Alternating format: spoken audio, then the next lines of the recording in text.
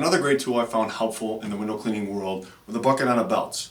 Some people like to wear them both in and out. Some people like to just wear them on the inside. The benefit of these belts though is you have a few different options. You have ones that just have the loop that won't hang as low on your hip.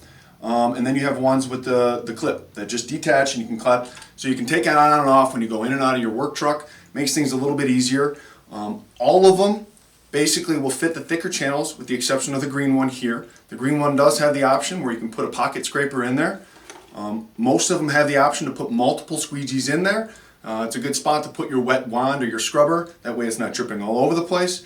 From my personal experience, I thought it was great with new employees. Whenever I brought them inside of a home, those people really care about what kind of mess you're making, whether you're dripping all over the place. And squeegees tend to drip a lot, and so do mops.